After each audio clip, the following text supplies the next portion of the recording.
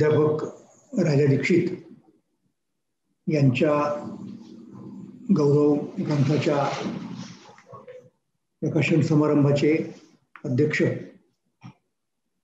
Doctor Gopal गुरु, स्वतः राजा दीक्षित, ज्यांनी हा सगळा कार्यक्रम सिद्ध केला, युनिक अकॅडमीचे तुकाराम जाधव, मुक्ता कुलकर्णी, विवेक घोटाळे आणि त्यांची सर्व टीम, आणि ज्यांनी अतिशय साक्षीपणे या ग्रंथाचं संपादन केलं ते डॉक्टर दासवंदी वांबुरकर. आणि यामध्ये सहभागी असणारे आपण सगळे श्रोते म्हणा, प्रेक्षक म्हणा, पहिल्यांदा या ग्रंथाचं प्रकाशन झालेलं आहे असं आम्हा सगळ्यांच्या वतीनं जाहीर करतो. आणि दुसरं म्हणजे अशा उत्तम ग्रंथाची निर्मिती, संपादन केल्याबद्दल डॉक्टर वांबुरकर यांना त्यांचं मनापासून अभिनंदन करतो, कौतुक करतो. तो माझ्याही आवडीचा विषय असल्यामुळे मला खूप हा ग्रंथ आवडला. आणि त्याच्यामध्ये त्यांनी राजा दीक्षित यांचा जो परिचयाचा लेख लिहिलेला आहे, ते परिचय शब्द फारच फॉर्मल होतो, पण आता काहीतरी शब्द वापरला पाहिजे म्हणून मी वापरला. तो फार चांगला आहे, कारण राजा दीक्षित हे माझे फार जवळचे मित्र आहेत. त्यांनीच मगाशी जो उल्लेख केला त्यांचा स्वतःचा, यशवंतचा आणि माझा, तर या निमित्ताने सांगू शकतो की मी माझा एक ग्रंथ मी या दोन मित्रांना अर्पण केलेला होता. आणि आमची मैत्री जशी वैयक्तिक जिव्हाळ्याची आहे तशीच ती एक अकॅडमिक बांधिलकीची सुद्धा होती. तर ग्रंथाचं प्रकाशन झालेलं आहे. संपादक वांबुरकर यांचं मी अभिनंदन केलेलं आहे. त्यांच्याकडनं अशा प्रकारचे अनेक ग्रंथ या पुढेही निर्माण होत. आणि या निमित्त मी आणखी एकदा डॉक्टर दीक्षित यांचं मनापासून अभिष्ट चिंतन करतो. आता खरं असं आहे की या ग्रंथामध्ये माझा लेख असणं अपेक्षित होतं आणि त्याप्रमाणे मला लेख लिहिण्याचं निमंत्रणही मिळालं होतं.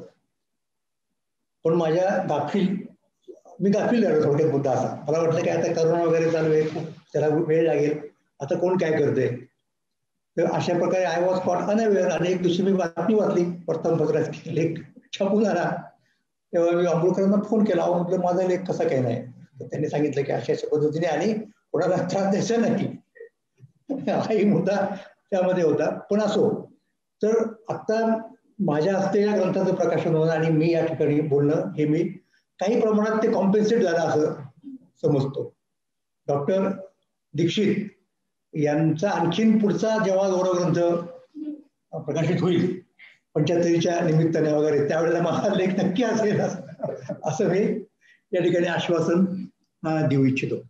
असो, माझा जो विषय आहे तो म्हटलं तर खूप व्याप्तीचा आहे आणि त्याला मला दिलेल्या वेळेत कितपत न्याय देता येईल याच्याबद्दल मी स्वतः साशंक आहे. पण आपण प्रयत्न करून पाहूयात. विषय आवडीचा आहे. तर सुरुवातीला आणखीन एक गोष्ट मी सांगेन की हा जो विषय आहे आधुनिकतेचा, तो एका लार्जर डिस्कोर्समध्ये किंवा डिस्कर्सिव्ह कॉन्टेक्स्टमध्ये जर सिच्युएट करायचा असेल तर आपण थोडासा विचार आधुनिकोत्तर काळाचा सुद्धा, म्हणजे पोस्ट मॉडर्निटी सुद्धा करायला लागेल. तर तो माझ्याकडनं कितपत होईल मला माहित नाही, विशेषतः वेळेच्या अभावी. पण मला जर जमलं तर मी तसाही प्रयत्न करीन असं मी सुरुवातीला आश्वासन देतो. असो, तर सुरुवात करताना मी एका उद्धृताने करीन. J.P. आरनसन नावाचे एक विद्वान आहेत. त्यांनी असं म्हटलंय, The whole debate about modernity is still at a stage where we must deal with one-sided presumptions, one-sided perspectives and aim at a more balanced synthesis. आता ही गोष्ट किती अवघड आहे की आपल्याकडं जी विवेचना आहेत ती बऱ्याच प्रमाणामध्ये एकांगी अशा स्वरूपाची आहेत. वेगवेगळ्या त्याची कारणं वेगळी असतील, त्याची मीमांसा करण्याची गरज नाही. परंतु अशा अवस्थेमध्ये आपल्याला त्याचा विचार करावा लागतो किंवा त्याची चर्चा करावी लागते.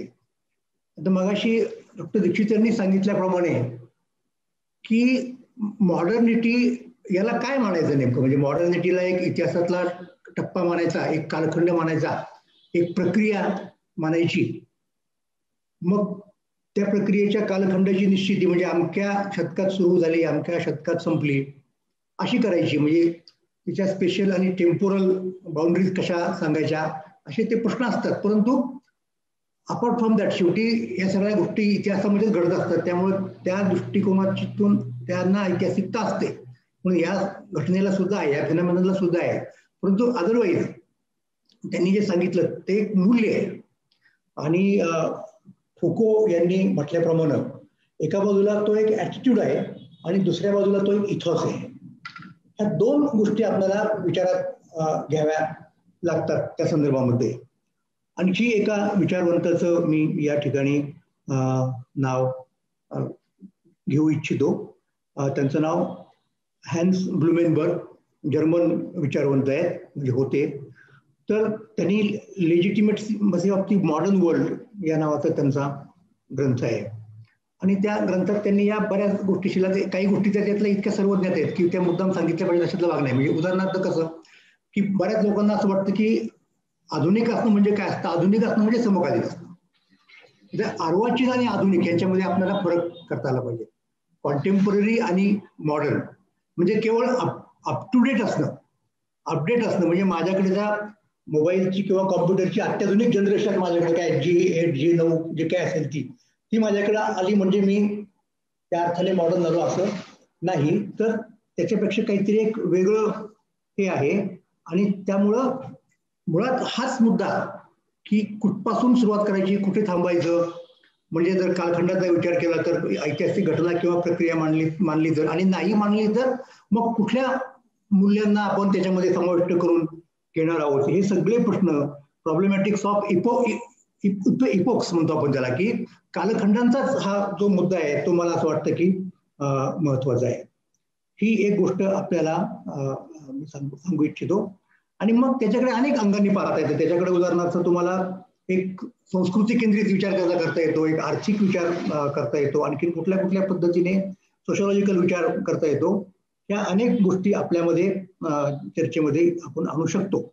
पण त्यातल्या त्यात आपल्याला काय दिसतं, घडीवर आपण इपोकचा विचार केला म्हणजे युगांचा विचार केला, समजा आपण युग अशा ठिकाणी वापरतो. तर एक आधुनिक कालखंड जर घेतला आपण तर त्याच्या अगोदर काय होतं, आपण उलट जाऊ तर त्याच्या अगोदर असं म्हटलं जातं की एक मध्ययुग, मिडिएव्हल एज.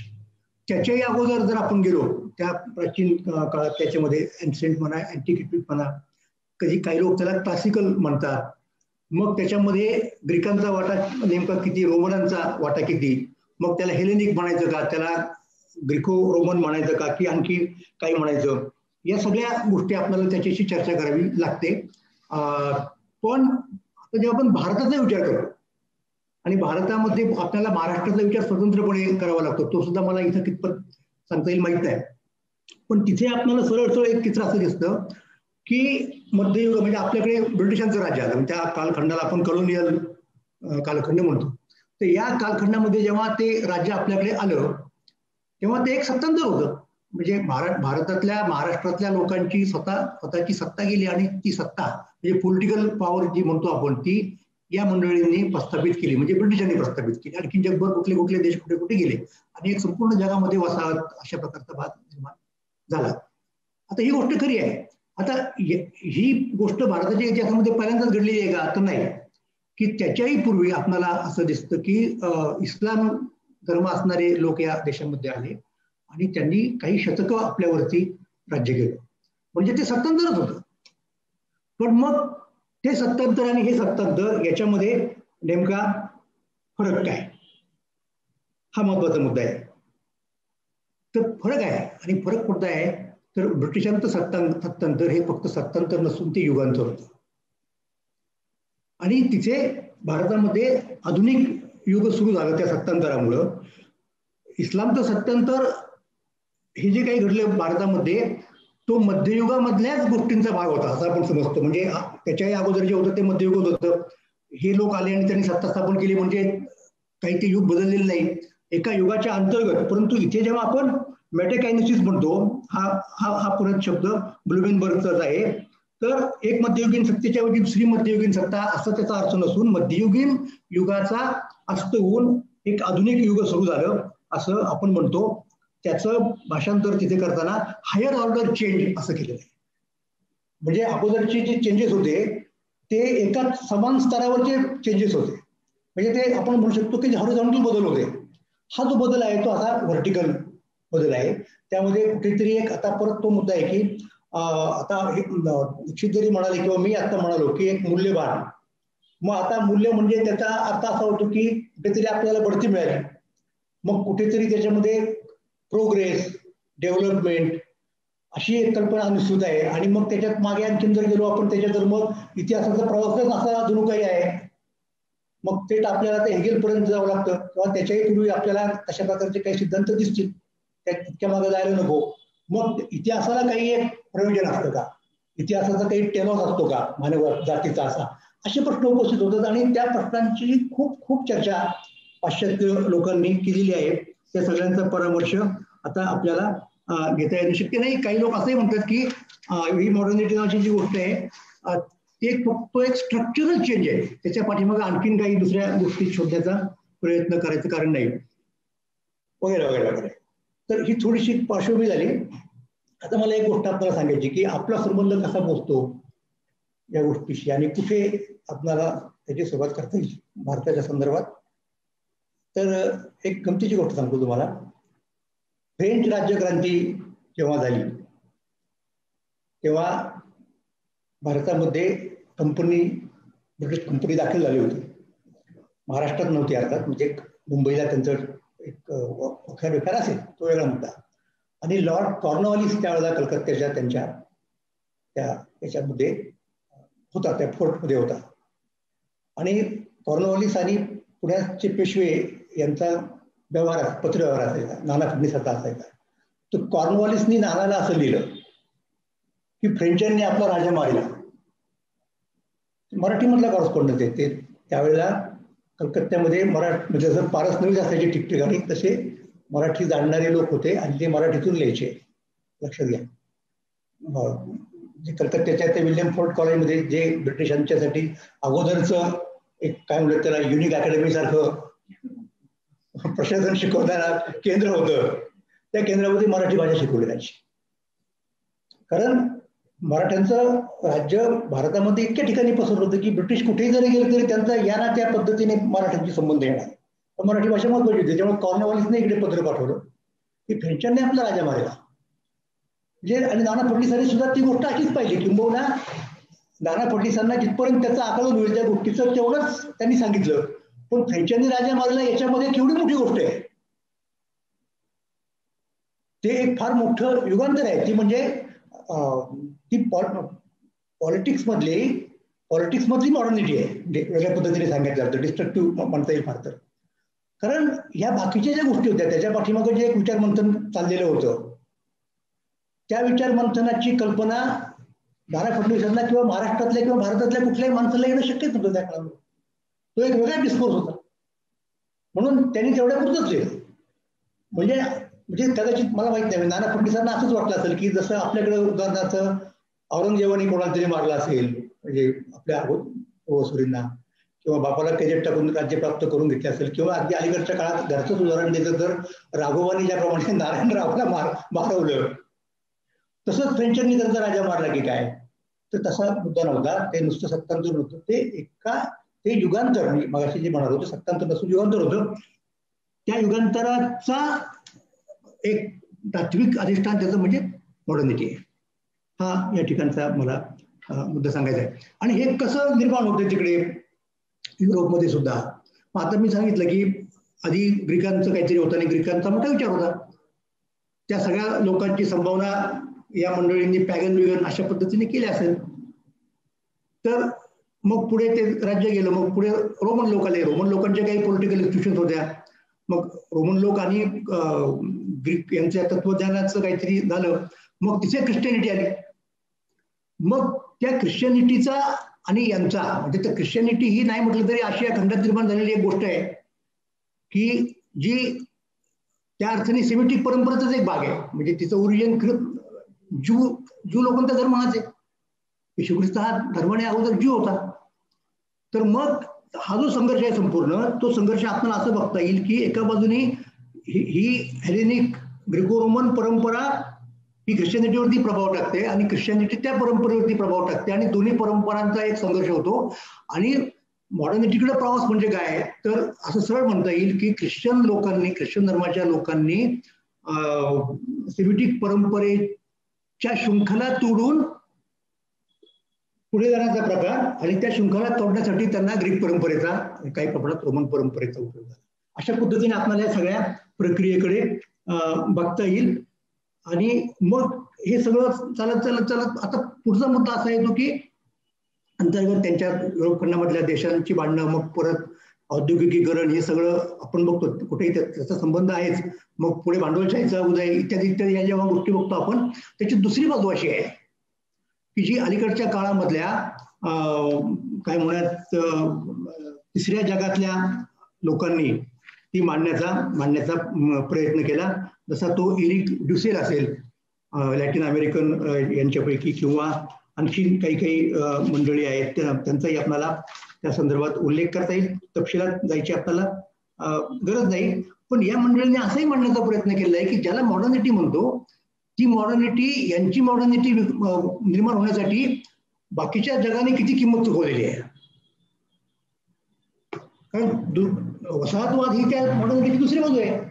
वसाहतवादाच्या माध्यमातून ही मंडळी जर इकडे आली नसती, दुसऱ्या राष्ट्रांच्यावरती त्यांनी राज्य केलं नसतं, तर त्या पद्धतीची वाटचाल त्यांची होऊ शकली असती का, हा एक मोठा विचार.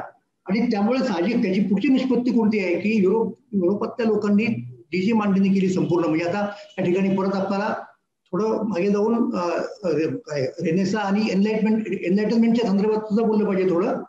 पण हे सगळं घडताना कसं घडतंय की ते असं म्हणतायत की अशा प्रकारची युरोपची प्रतिमा उभी करताना, म्हणजे कोणती प्रतिमा, आता सरळ मुद्दा आला, रॅशनलिस्ट ज्याला म्हणतो आपण, युनिव्हर्सल हे असणारे आस्पेक्ट असणारे असा जो काही भूभाग आहे, असे जे काही लोक आहेत, तशी परंपरा उभी करताना त्या परंपरेचा जो आदर आहे, आदर म्हणजे परत अनादर शब्द ही इंग्रजीमध्ये दोन्ही शब्द आहेत मराठीसारखे, आदर आणि अनादर, तर त्यांचा जो आदर OTHR, तो आदर जो आहे, दुसरा जो कोणी आहे तो दुसरा म्हणजे ही सगळी इकडची राष्ट्र आहेत.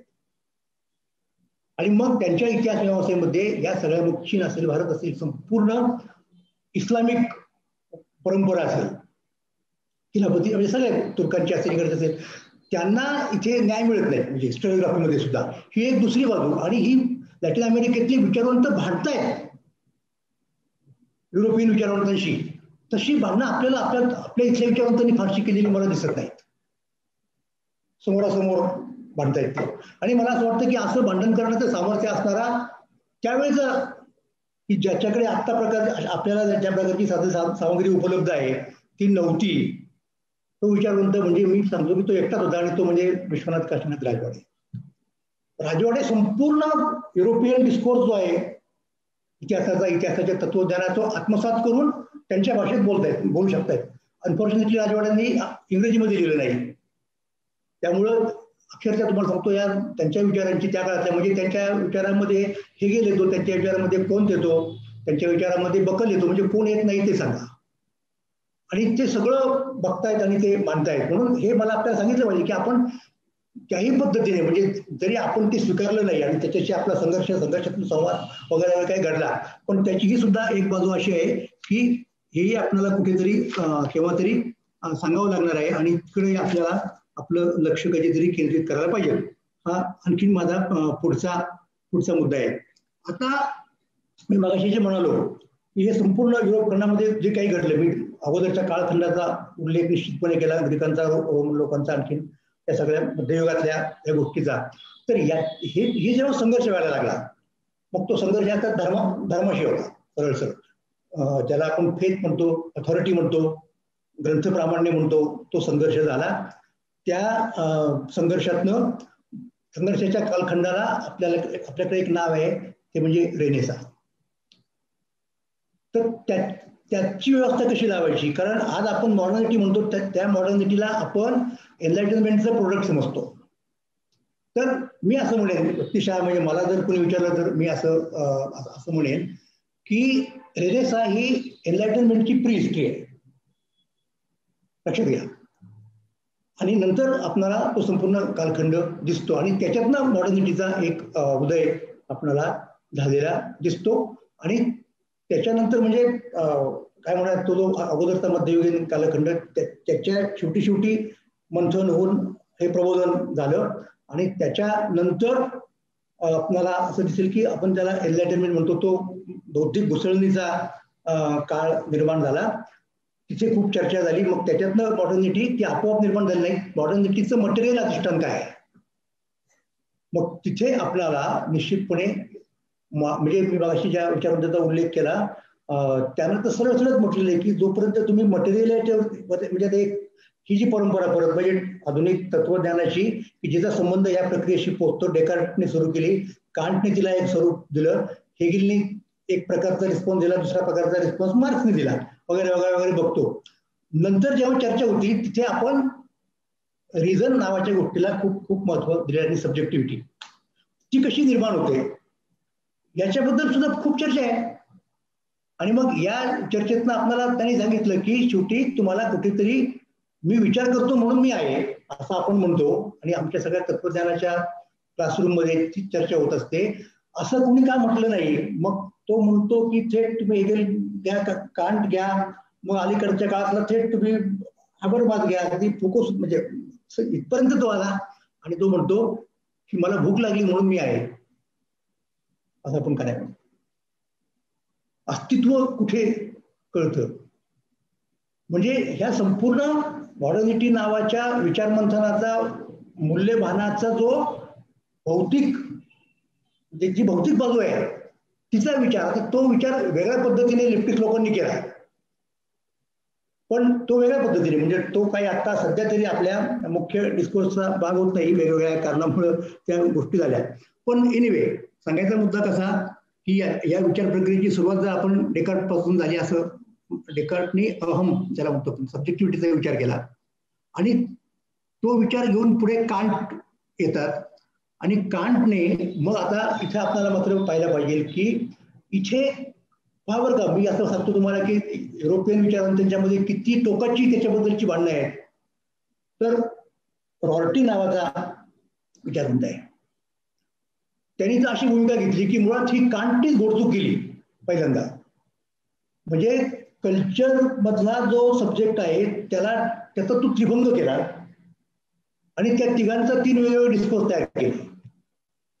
म्हणजे सायन्स पहिल्यांदा आहे, मग तिथे प्युअर रिझनचा मुद्दा आला, बुद्धीचा, मग म्हणजे what I can know, what I ought to do or must do, म्हणजे तिथं नीतिशास्त्र आलं, आणि what I can I hope for, त्याच्यामध्ये एस्ट्रिकचा विचार आला.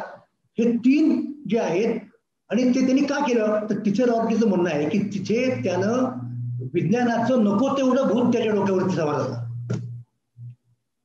आणि तिथपासून म्हणले हे जे भंगलेलं आहे ते भंगलेलंच आहे. सतत तो जो विचार चाललेला आहे संपूर्ण अलीकडच्या काळातल्या काही शतकामधल्या पाश्चात्य विचार परंपरेचा इतिहास, म्हणजे त्या त्रिभंगीच एकभंग कसं करायचा, त्रिभंगाचा अभंग कसा करायचा, असं आपल्याला तो मुद्दा म्हणता येईल. आणि त्यात अजूनही ते एंटँगल झालेले आहेत.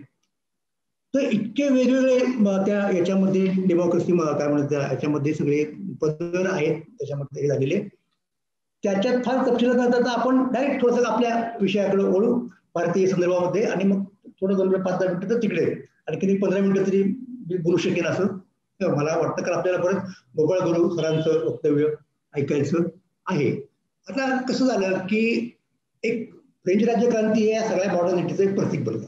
कुठली घटना ताबडतोबीने आपल्याला दिसते ती सगळं उल्लेख मगाशी मी नाना फडणवीस आणि कॉर्नवालिस यांच्या कॉन्टेक्स्टमध्ये गेला, तर ती राज्यक्रांती आहे. मग त्या राज्यक्रांतीमध्ये एक मूल्यभान आला, तोही मुद्दा आला. ते मूल्य म्हणजे व्यक्ती ज्याला म्हणतो आपण की धर्मामध्ये व्यक्तीला स्थान नाही, महत्व नाही, राजसत्तेमध्ये सुद्धा व्यक्तीला महत्व नाही. मग आपोआप विचारांचं स्वातंत्र्य आलं पाहिजे, स्वतःचं भवितव्य ठरवण्याचं स्वातंत्र्य, म्हणजे सेल्फ ऍसर्शन, ऑटोनॉमी, या गोष्टी तिथे महत्वाच्या ठरतात. आणि मग या गोष्टी महत्वाच्या ठरल्यानंतर आपल्याकडे जेव्हा त्या गोष्टी येतात तेव्हा हे आपल्या अंतर्गत संघर्षातून झालेली गोष्ट नाहीये. म्हणजे थोडी मार्क्सवादाची जर भाषा वापरायची झाली, मोड ऑफ प्रोडक्शन मध्ये काहीतरी अंतर्गत कॉन्ट्रडिक्शन निर्माण होतात आणि मग त्याच्यातनं पुढचा टप्पा निगेशनचा होतो. तर आपण तो मुद्दा सोडू, मोड ऑफ प्रोडक्शनचा मुद्दा सोडू, परंतु हा एक प्रकारचा मध्ययुगीन विचारांचा मोड आहे असं म्हणायचं आपण. मोड ऑफ थॉट म्हणा, व्हॉटेवर, मोड ऑफ कल्चर म्हणा, काही वाटतं ते म्हणा. आणि तिथे हा संघर्ष सुरू होतो, अंतर्गत कॉन्ट्रडिक्शन तिथे सुरू होतात. मग ती भौतिक असतात, ती बौद्धिकही असतात आणि त्यातनं पुढं हे सगळं घडतं आणि घडल्यानंतर त्याचा परिपाक आपल्याला त्या क्रांतीमध्ये दिसतो. मग त्या सगळ्या क्रांतीचं सार कुठनं आलं? लोकशाही नावाची राज्य पद्धती निर्माण होण्यामध्ये आलं. म्हणजे त्याच काळात त्याच्या अगोदर अमेरिकेत वगैरे झाली होती, पण ती वेगळ्या पद्धतीची होती. आपण त्याच्या तपशिलात जायचं कारण नाही. पण आता मुद्दा असा येतो की ते जेव्हा वसाहती काळामध्ये ब्रिटिशांच्या माध्यमातून ते सगळं भारतातल्या विचारवंतांना कळतं, तेव्हा काय होतं? मग आता इथे जो मुद्दा आला, जिथे पोस्ट मॉडर्न लोकांचा आणि मॉडर्न मधल्या लोकांचा जो मतभेद आहे, विशेषतः आता आपण इतिहासाचे विद्यार्थी आहोत हिस्टोरिओग्राफीच्या सनामध्ये, की इतिहास लिहिताना एक मेटा नॅरेटिव्ह आपल्याला लागतो का? एक ग्रँड नॅरेटिव्ह लागतो का की तिकडच चाललेला इतिहास तो, आणि मग ते कथन करताना मग आपण मग पुढे म्हणतो की नाही बुद्धीचं उलगडणं, स्पिरिट म्हणजे हेगेलच्या पद्धतीने असेल किंवा मार्क्सवादी लोक म्हणतील की काय की शेवटी वर्गविहीन समाजाची स्थापना, मग त्या दृष्टीने तो इतिहास चालू पण असतो, वाटचालाने आपण लिहायचा पण असतो. त्याच्यातला एक मेटा नॅरेटिव्ह जो आहे भारतामधला, पहिल्यांदा जर कुणी आणला असेल, पहिल्यांदा तो ज्योतिराव फुले यांनी आणला. हे आपण फुलांना यातलं काय माहिती का? या पद्धतीची चर्चा नाही. काय त्यांचं म्हणणं आहे की जागतिक इतिहासाचा रोख, त्याचा प्रवास कुठून चाललेला आहे?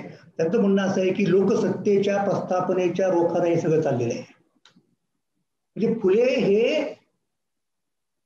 त्या पद्धतीने विचार करतायत.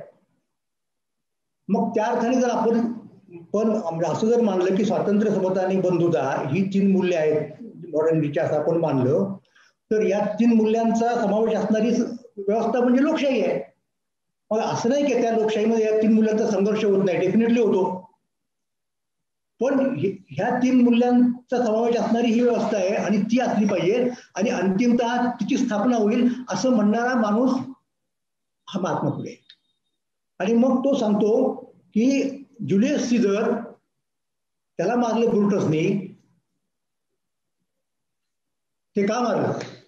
मग फुले सांगतायत की लोकशाहीच्या माध्यमातून तो सत्ताधारी होतो आणि लोकशाहीचा गळा, लोकशाही ही माता आहे, लोकसत्ता ही, तिचा गळा तो घोटायला लागतो. म्हणून ती जी कुठली प्रोव्हायडन्स असेल, विकोच्या भाषेत बोलायचं म्हणजे ऐतिहासिक नियती असेल, तिनं जणू काही प्रवेश केला सीझर मध्ये, ब्रुटस मध्ये, आणि ब्रुटसाने सीझरास मारिले. हा मॉडर्निटी मधला इतिहासातला पहिला मेटा नॅरेटिव्ह हा फुल्यांचा आहे. त्याच्या आधी कुणी हे केलेलं नाहीये. तर फुल्यांच्या वेळेला मुंबई विद्यापीठ नव्हतं. म्हणजे तुम्ही फक्त कल्पना करू शकता की त्या माणसाची झेप किती असेल. म्हणजे भले राजाराम मोहन राय फुल्यांच्या आधी झाले असतील, पण राजाराम मोहन रायची झेप तेवढी नाही. I must see this. आपल्याकडे काय झालंय, दीक्षित सर, बंगाली हिस्टोग्राफीचा एवढा प्रभाव पडलेला आहे, आपण आपला विचार कधी केलेलाच नाही. म्हणजे हा माणूस इतकी झेप घेईल हे कोणाच्या स्वप्नातही नसतं. तुम्ही चकित झालो, त्यांनी संपूर्ण जगाचा इतिहास अशा पद्धतीने मांडण्याचा प्रयत्न केला आणि मग इन्क्लुडिंग भारत. आता त्याला तुम्ही चॅलेंज देऊ शकाल, जे काय आधुनिकोत्तर लोकांनी दिला. लियोटार्ड आणि फार मोठा वाद आहे ना, लियोटार्ड आणि फुको विरुद्ध हॅबरमास, हा फार मोठा वाद आहे आणि ते खूप इंटरेस्टिंग आहे. म्हणजे तो सगळा आपल्याला माहिती करून त्याच्यातनं आपल्याला कॉलोनियल डिस्कोर्स स्वतंत्र उभा करण्याची पाळी आली. तेव्हा म्हणून तर त्याच्यात फुल्यांच्या आधी थोडंसं एक लोकहितवादी म्हणून गेले की काही दिवसांनी लोक पार्लमेंट मागतील आमचे, पण ते पार्लमेंटचं अधिष्ठान काय आहे हे लोकहितवादी सांगत नाही. मग ते पहिल्यांदा फुलेंनी सांगितलं. म्हणून मला असं वाटतं की या संपूर्ण डिस्कोर्समध्ये फुले हे अतिशय महत्वाचे ठरतात. पण ते असो, मला खरं तर आणखीन खूप सांगायचा मोह होता. मी तो टाळणार आहे, मला 5 मिनिटात संपवलं पाहिजे. तरी पण 1-2 मुद्दे मी स्पर्श करून पुढे जाण्याचा प्रयत्न करतो. तो मुद्दा असा आहे की याचं नाव Indian modernity challenges and responses. तर हा फार महत्वाचं मॉडेल आहे. अर्नल्ड टॉयनबीने स्टडी ऑफ हिस्ट्रीमध्ये याच प्रकारचं मॉडेल वापरलं. म्हणजे हे आता मला म्हणायचं नाही, पण चॅलेंज आणि रिस्पॉन्स हा जो मुद्दा आहे त्याने संपूर्ण जगाचा इतिहास जो लिहिला, काही खंडांमध्ये 10-12 खंडांमध्ये, तो अशा प्रकारे लिहिला की एक काहीतरी सिव्हिलायझेशन असते, ज्याच्यामध्ये भारतातल्या सिव्हिलायझेशनला तो इंडिक म्हणेल, कारण ती बहुतेक हिंदूंनी घडवलेली आहे सुरुवातीला. तर ती एक सिव्हिलायझेशन आहे आणि तिच्यामध्ये एक युनिव्हर्सल चर्च असतं उदाहरणार्थ. मग त्याच्यामध्ये एक इलिट क्लास असतो ते सगळं चालवणारा, आणि मग तिथे इंटरनल प्रोलेटरिएट आणि एक्सटर्नल प्रोलेटरिएट ही मंडळी असतात. आणि जेव्हा जेव्हा क्रायसिस येतो तेव्हा त्यातला जो इलिट क्लास आहे तो त्या क्रायसिसला धोक्यात येतं, सगळं एक प्रसंग निर्माण होतो, तेव्हा तो त्यातला इलिट क्लास त्या सगळ्या क्रायसिसला क्रिएटिव्ह रिस्पॉन्स देतो त्या चॅलेंजला. तो क्रायसिसचा जो चॅलेंज असतो त्याला तो सर्जनशील प्रतिसाद देतो, आणि जोपर्यंत ही सर्जनशीलता त्या संस्कृतीमध्ये आहे तोपर्यंत ते टिकतं. आणि मग जेव्हा ती नष्ट होते तेव्हा मग हळूहळू मग ते वगैरे. तर तशा प्रकारे मी असं म्हणेन की भारतीय संस्कृतीमधला हा एक पेच आहे की एक दुसरं राज्य आपल्याकडे येते, सत्ताधारी येत आहेत, दुसऱ्या प्रकारची मूल्य घेऊन येत आहेत. तर या चॅलेंजला तुम्ही रिस्पॉन्स काय देणार? तेवढी क्रिएटिव्हिटी आपल्या लोकांच्याकडे होती किंवा नव्हती. आणि मी असं म्हणेन की निश्चितपणे आपल्याकडं त्या प्रकारची सर्जनशीलता विचारवंतांच्या मध्ये, कृती करणाऱ्या लोकांच्या मध्ये होती. त्याचं एकच उदाहरण सांगेन. 2 प्रकारचे, मग मी राजवाड्यांचं नाव घेतलं. आता एक साधा मुद्दा आहे की युरोपचं सगळं ज्ञान इथे आलं. जवळजवळ समकालीन म्हणता येईल अशा ऑगस्ट कोंट याचा विचार पॉझिटिव्हिझमचा त्या काळातल्या राजवाड्यांनी माहिती करून घेतला, आणि राजवाड्यांनी त्या चौकटीमध्ये हा महाराष्ट्राचा, हिंदुस्थानचा इतिहास सांगण्याचा प्रयत्न केला. ती कोणती चौकट? की जे 3 टप्पे आहेत ज्ञानाच्या क्षेत्रामधले, थिओलॉजिकल फेज, मेटाफिजिकल फेज आणि पॉझिटिव्ह फेज, ते घेतलं. आणि मग महाराष्ट्राच्या इतिहासात काय होतं असं म्हणायला लागले. आणि आपले लोक पॉझिटिव्ह होते, म्हणजे अनुभववादी विज्ञाननिष्ठ असे ते नव्हते, त्यामुळे आपलं राज्य वगैरे वगैरे गेले, ते जाऊ, म्हणजे त्यात तपशीलात जायचं कारण नाही. आता हे त्यांनी मॉडेल घेतलं, ते मॉडेल जसं तसं घेतलं त्यांनी. म्हणजे तिथं तोच परत मुद्दा आहे की आपण काय करतो, काही गोष्टी आपण अडॉप्ट करतो आणि काही गोष्टींना आपण अडॅप्ट होतो, असा तो मुद्दा आहे. आता इथे राजवाड्यांनी काय केले, इथे राजवाड्यांची क्रिएटिव्हिटी नाही, पण टिळकांनी ज्या वेळेला हे मॉडेल घेतलं गीता रस्त्यामध्ये, त्यावेळेला त्यांनी काय केलं, त्या मॉडेलमध्ये उलटाफालच केली. हे कोणतं मॉडेल त्यांनी सांगितलं, पण कोण काय म्हणतो की मेटाफिजिकल स्टेजच्या पुढचा टप्पा आणि सुधारित टप्पा म्हणजे पॉझिटिव्ह स्टेप आहे. टिळक म्हणतात नाही, पॉझिटिव्ह पेक्षा आमचं मेटाफिजिकल आध्यात्मिक हे भारी आहे. आणि गीता हे आध्यात्मिक नीतिशास्त्र आहे, आणि युटिलिटेरियन, मिल, बेथॅम वगैरे हे जे आहेत ते पॉझिटिव्ह लोक आहेत त्या शास्त्रामधले, भौतिकवादी आहेत. म्हणजे इथे तुम्हाला हे दिसतं की हा चॅलेंज आला. चॅलेंज काय आला? चॅलेंज असं आलं की तुमच्या परंपरेमध्ये इथिक्स नाहीये, हे डिसिप्लिनच नाहीये. आणि टिळक काय म्हणतात, हो आमच्यामध्ये ही डिसिप्लिन आहे, आम्हाला फक्त त्याचा वेगळा उल्लेख करायची गरज नाही भासली. आता तुम्ही चॅलेंज देताय म्हणून आम्ही सांगतोय की ही घ्या डिसिप्लिन, भगवद्गीता हे आमचं नीतिशास्त्र आहे. आणि ते या ट्रायबर्टाईट मॉडेलमध्ये मांडतात आणि सांगतात की भारी आहे तुमच्या याच्यापेक्षा. हा क्रिएटिव्ह म्हणजे. आणि मग त्यातल्या प्रोलेटेरियटचं काय होतं, प्रोलेटेरियट लोकांचा इथल्या त्या संपूर्ण वगैरे वगैरे. चर्चचं काय होतं, ते चर्च म्हणजे हिंदूंचं चर्च आहे, आणि त्या हिंदूंच्या चर्चवरती हेडमध्ये लोक तिथून पडतायत. मग तिथे तुम्हाला सगळा तो प्रकार दिसतोय, लोकहितवादींच्या पासून तर आगरकरांच्या पर्यंत. आणि इकडे मग एक्सटर्नल प्रोलेटेरियट म्हणता येतील व्यवस्थेचे असे सगळे बहुजन समाजाचे लोक आहेत, त्यांच्यामध्ये फुले आहेत, त्यांचा तो रिव्होल्ट आहे. अशा कितीतरी गोष्टी आपल्याला या संदर्भात वेगवेगळ्या पद्धतीने सांगता येतील. आणि आता फक्त शेवटचा मुद्दा मी मांडतो आणि थांबतो. तो मुद्दा असा आहे माझा खरं तर की एकच मिनिट कुठे गेलं. हा, तो मुद्दा असा आहे की मग हे तर पोस्टमॉडर्निस्ट लोक आहेत, त्यांच्याकडे मेटॅनॅरिटी नाही किंवा तो त्यांना शक्य वाटत नाही, मग ते त्या ठिकाणच्या लोकल गोष्टींना, तर त्यांच्यावरती हॅबरमासने असा आरोप केला की एक प्रकारचं ड्रायनेस त्यांच्यामध्ये आहे, त्यांच्यामध्ये फक्त आय आहे, त्यांच्यामध्ये उई नाही. तर असं खरंच आहे का? तर मी असं म्हणेल की असं तितकं धाडसाचं विधान नाही करता येणार. त्यांच्यामध्ये कदाचित उई नसेल, म्हणजे युनिव्हर्सल उई नसेल, परंतु निश्चितपणे लोकल उई आहे. आणि उई म्हणजे युनिव्हर्सल असलं पाहिजे असं नाही, तो लोकल असू शकतो. आणि तसं तुम्हाला फक्त त्याचं एक कोटेशन तुम्हाला सांगतो आणि मी थांबतो. ते असं आहे की बघा, सुरुवात कुठून झाली? कांटच्या क्रिटिक पासून झाली की ज्ञानाची शक्यता, कृतीची शक्यता आणि युनिव्हर्सल सगळं असलं पाहिजे वगैरे वगैरे. ज्ञानामध्ये युनिव्हर्सॅलिटी पाहिजे, कृतीमध्ये युनिव्हर्सॅलिटी पाहिजे. तर फुकोने असं म्हटलंय, the point in belief is to point in brief is to transform the critique conducted in the form of necessary limitation. हे कंडिशन्स आहेत, याच्या पुढे तुम्हाला ज्ञान नाही मिळणार.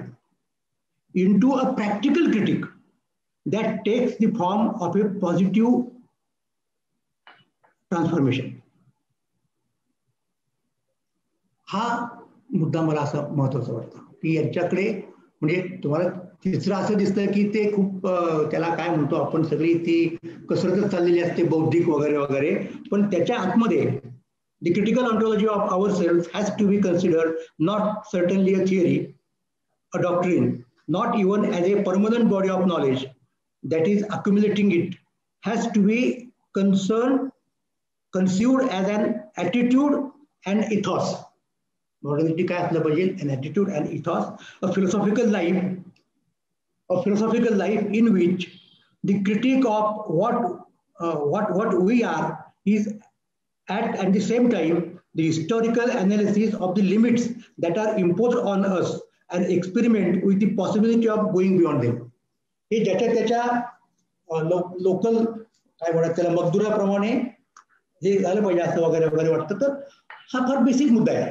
आपण एक युनिव्हर्सलिस्ट मॉडेल घेऊन पुढे जायचं की काही प्रमाणात लोकल बघायचं, तर त्याची चर्चा मला असं वाटतं की होत राहिली पाहिजे. आणि परत नेमकं आपलं स्थान काय या सगळ्या प्रक्रियेमध्ये त्याचाही अधिक विचार चांगला झाला पाहिजे.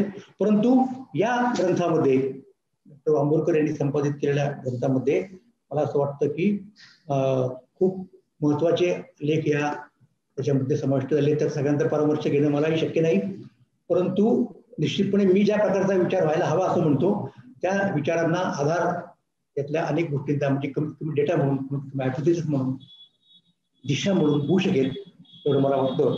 आणि ही खूप चांगली भेट राजा दीक्षित यांना दिली आणि त्या भेट देण्याच्या प्रक्रियेमध्ये मला या ठिकाणी समाविष्ट होता आलं, म्हणून मी युनिक अकॅडमीचे मनापासून आभार मानतो. थोडा कदाचित जास्त वेळ घेतला असेल, पण विषय तेवढा आहे खूप पसाऱ्याचा, त्याबद्दल थोडासा खेदही व्यक्त करेन. आणि परत एकदा राजा दीक्षित यांना यांचा अभिष्ट चिंतन करतो आणि सांगतो धन्यवाद. धन्यवाद सर. गोरे सरांचे खूप खूप आभार. कारण भारतीय आधुनिकता हा एक मोठा पट त्यांनी एका टप्पे आणि त्याची मांडणी आपल्या व्याख्यानामध्ये केलेली आहे.